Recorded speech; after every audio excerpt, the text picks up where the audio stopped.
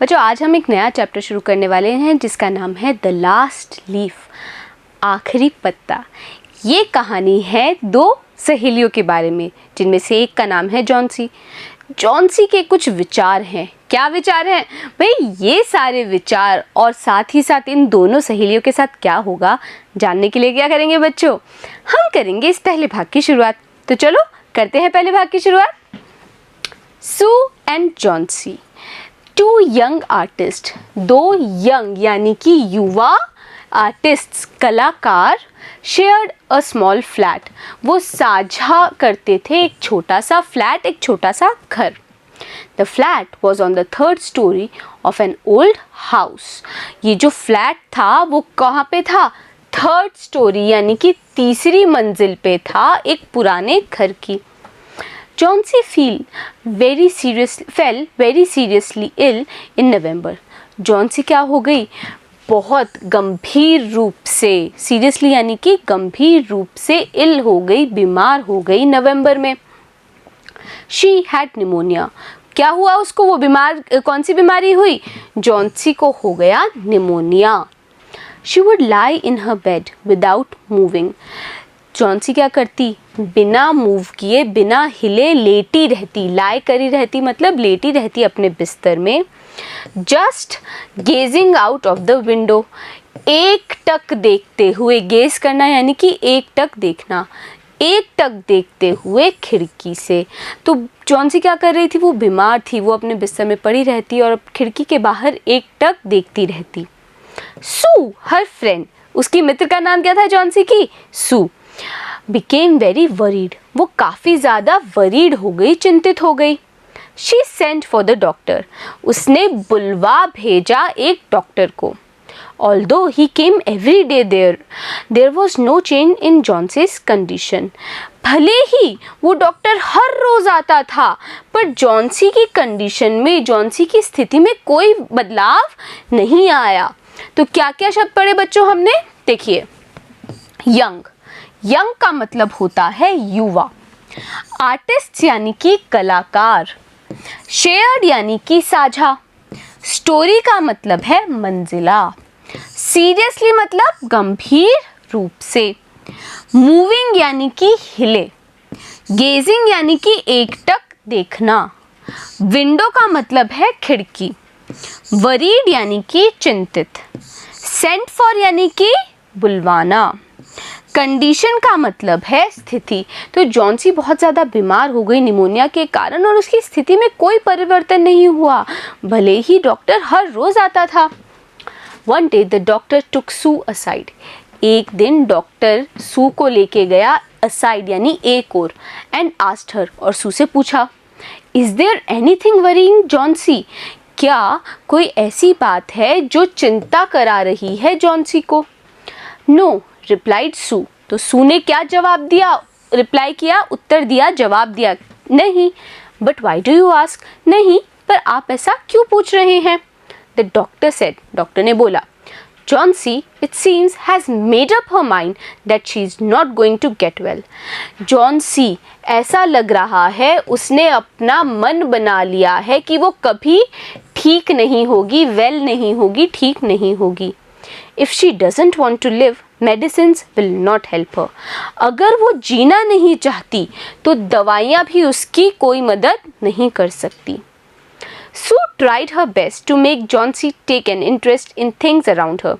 Sue ने कोशिश की हर तरीके की जॉन्सी इंटरेस्ट ले, रुचि ले अपने आसपास की चीज़ों में। अराउंड हर मतलब आसपास।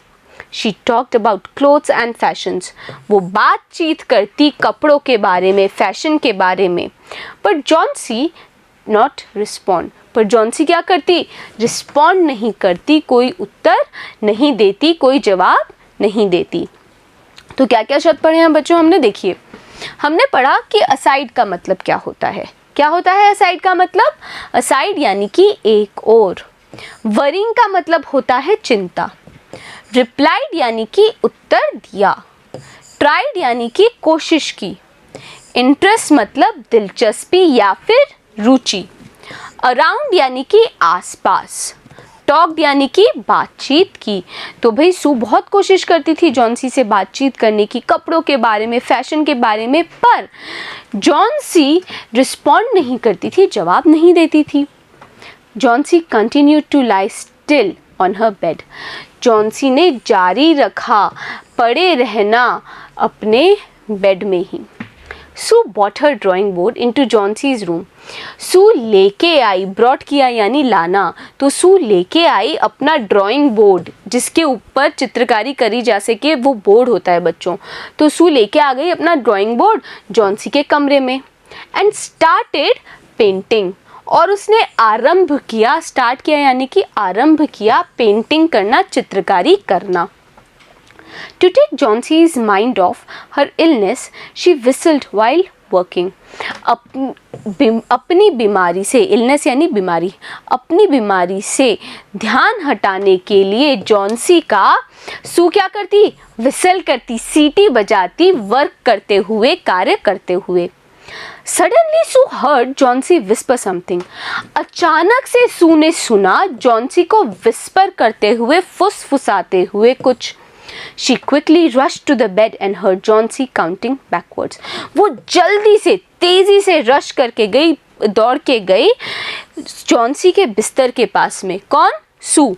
तो सू तेजी से दौड़ के गई जॉनसी के बिस्तर के पास में एंड हर्ड, और उसने सुना जॉनसी काउंटिंग बैकवर्ड्स, जॉनसी को गणना करते हुए, गिनती करते हुए पीछे से। She was looking out of the window and was saying, और जॉनसी क्या कर रही थी, वो खिड़की के बाहर देख रही थी और बोल रही थी 12। After some time, कुछ देर में क्या हुआ अभी जानते हैं बच्चों। पहले हमें देखना है कि इन सभी शब्दों के मीनिंग्स क्या हैं। मीनिंग्स हमने वाक्यों में तो पढ़े हैं, पर दोबारा इन्हीं मीनिंग्स को रिवाइज करना भी बहुत ज़रूरी है। तो देखिए, रिस्पॉन्ड, रिस्पॉन्ड का मतलब होता है जवाब। कंटिन्यूड मतलब जारी रखना। लाई यानी कि पड़े रहना। ब्रॉट यानी कि लाना। स्टार्टेड यानी कि आरंभ किया। पेंटिंग होती है चित्रकारी। इलनेस यानी कि बीमारी। विसल होता है सीटी बजाई या सीटी बजाना। वर्किंग मतलब काम करते हुए। सडनली मतलब अचानक।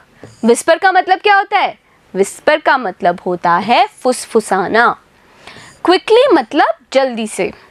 काउंटिंग यानी कि गिनती, गिनते हुए, गणना करते हुए। बैकवर्ड्स यानी कि पीछे की ओर। तो जॉनसी क्या कर रही थी, पीछे की ओर से गिनती कर रही थी। आफ्टर सम टाइम, कुछ देर बाद, शी विस्पर्ड, उसने फिर से फुसफुसाया। 11, देन 10, देन 9, 8, 7, इस प्रकार से जॉनसी कुछ गिनती कर रही थी। सू एंशियसली, सू ने क्या किया, आकुलता के साथ, looked out of the window, उसने देखा खिड़की के बाहर। She saw an old ivy creeper climbing half way up the brick wall. और क्या देखा सू ने कि एक पुराना आइवी, आइवी एक तरह की लता है बच्चों, और क्रीपर मतलब बेल। तो आइवी की जो बेल है, लता है, वो क्लाइंब की हुई थी, वो चढ़ी हुई थी half way up the brick wall, उस ईंट की दीवार पर आधे तक चढ़ गई थी। ऑपोजिट देयर विंडो, और वो लता कहाँ थी, उनकी खिड़की के ठीक सामने। In the strong wind outside, जो एकदम स्ट्रॉन्ग, एक शक्तिशाली हवा बह रही थी, जोरदार हवा बह रही थी आउटसाइड, बाहर। The creeper was shedding its leaf, वो क्या कर रहा था क्रीपर, वो बेल क्या कर रही थी, वो झाड़ रही थी अपने पत्ते। यानी कि बाहर हवा इतनी तेज थी कि उस लता के, उस बेल के जो पत्ते थे वो झड़ रहे थे। तो क्या क्या शब्द पढ़े हमने बच्चों, देखिए। विस्पर्ड, विस्पर्ड का मतलब होता है फुसफुसाया। एंशियसली मतलब आकुलता के साथ। क्रीपर, क्रीपर का मतलब क्या होता है, लता। क्लाइंबिंग यानी कि चढ़ना। ब्रिक होती है ईंट। ऑपोजिट मतलब सामने। स्ट्रॉन्ग यानी कि जोरदार। आउटसाइड मतलब बाहर। शेडिंग यानी कि झाड़ना। लीव्स होते हैं पत्ते।